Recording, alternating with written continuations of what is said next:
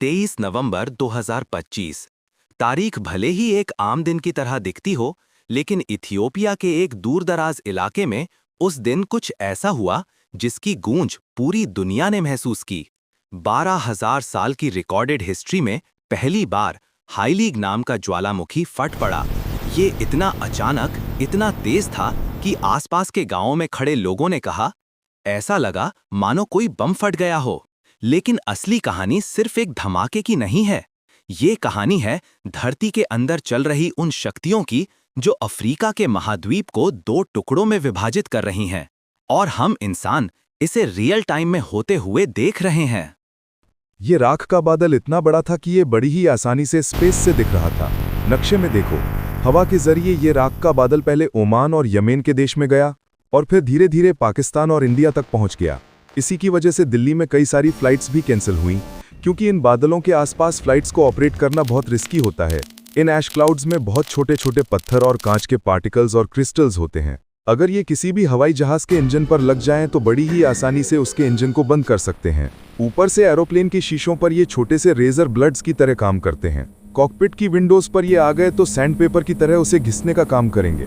इतना स्क्रैच कर देंगे शीशे को कि पायलट्स को कुछ आगे दिखाई ही नहीं देगा। इसलिए इंडिया के अलावा मिडिल ईस्ट में भी कई सारी फ्लाइट्स को कैंसिल किया गया। और अब ये ऐश क्लाउड धीरे धीरे बढ़ रहा है चाइना और म्यांमार की तरफ।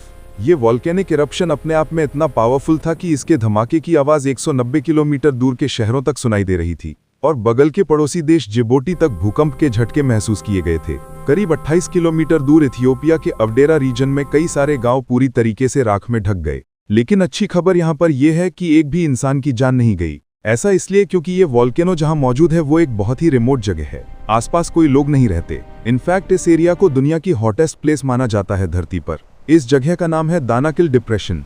ये पूरा एरिया नक्शे पर देखिए सी लेवल के नीचे आता है। यहाँ का तापमान अक्सर 50-55 डिग्री क्रॉस कर जाता है। बारिश लगभग ना के बराबर होती है, और ये जियोलॉजिस्ट्स और टूरिस्ट्स के लिए बहुत ही दिलचस्प एरिया है।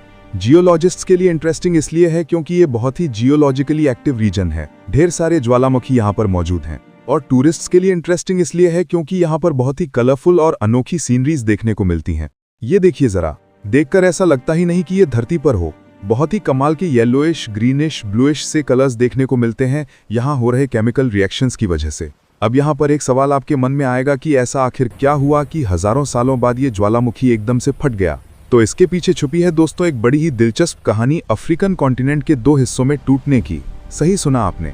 ये वॉल्केनो जहाँ मौजूद है वहाँ पर टेक्टोनिक प्लेट्स शिफ्ट हो रही हैं, और अफ्रीका का कॉन्टिनेंट टूटकर 2 हिस्सों में धीरे धीरे बंट रहा है। असल में कई मिलियंस ऑफ ईयर्स पहले की बात है जब सारे कॉन्टिनेंट्स एक हुआ करते थे। इसे पेंजिया कहा जाता था। आपको याद होगा, स्कूल में पढ़ा था इसके बारे में। ये पेंजिया का सुपर कॉन्टिनेंट धीरे धीरे टाइम के साथ साथ अलग अलग टुकड़ों में बटा, और वहां से हमारे आज के कॉन्टिनेंट्स बने। अफ्रीका के रीजन पर अगर स्पेसिफिकली फोकस करोगे तो एक टाइम पर अफ्रीकन टेक्टोनिक प्लेट और अरेबियन टेक्टोनिक प्लेट एक हुआ करती थी। लेकिन जब ये धीरे धीरे अलग हुई तो इनके बीच जगह बनी, और वहां पर आया रेड सी और गल्फ ऑफ अडेन। अब हो क्या रहा है दोस्तों, क्योंकि ये टेक्टोनिक प्लेट्स हमेशा मूव करती रहती हैं, अब धीरे धीरे अफ्रीकन प्लेट भी 2 हिस्सों में टूट रही है, नूबियन प्लेट और सोमालियन प्लेट में। इथियोपिया का ये वाला रीजन जहां पर ये हाईलीग ज्वालामुखी मौजूद है, यहाँ पर 3 प्लेट्स एक साथ मिलती हैं, नूबियन, सोमालियन और अरेबियन टेक्टोनिक प्लेट्स। अब यहाँ पर ये तीनों प्लेट्स धीरे धीरे एक दूसरे से दूर होती जा रही हैं और जमीन 3 हिस्सों में टूट रही है। इस जगह को अफार रिफ्ट कहा जाता है। लेकिन ये रिफ्ट अपने आप में एक बड़ी ईस्ट अफ्रीकन रिफ्ट का हिस्सा है। अफ्रीकन कॉन्टिनेंट में यहाँ से साउथ की तरफ देखोगे तो एक पूरी लाइन सी बन रही है, करीब 6000 किलोमीटर लंबी लाइन, जो रेड सी से होते हुए इथियोपिया, कीनियन, तंजानिया, मालवीय और मोज़ाम्बिक तक जा रही है। यही वो लाइन है दोस्तों जिस जगह से अफ्रीकन कॉन्टिनेंट के टूटकर 2 हिस्से होंगे आने वाले समय में। अब यहाँ पर जब मैं आने वाले समय की बात कर रहा हूँ तो जियोलॉजिकल टाइम स्केल की बात हो रही है, तो इंसानों के पर्सपेक्टिव से फिर भी बहुत लंबा समय है।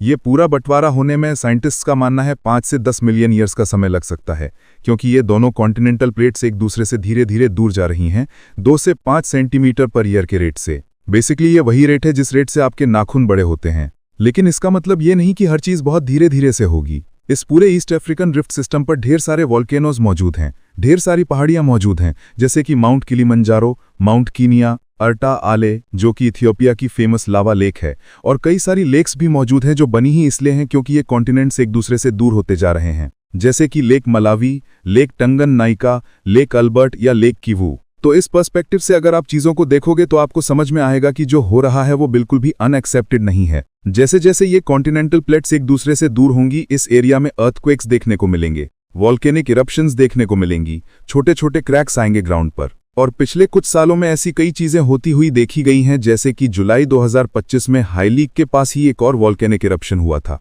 ये अर्टा आले नाम का वॉल्केनो फटा था।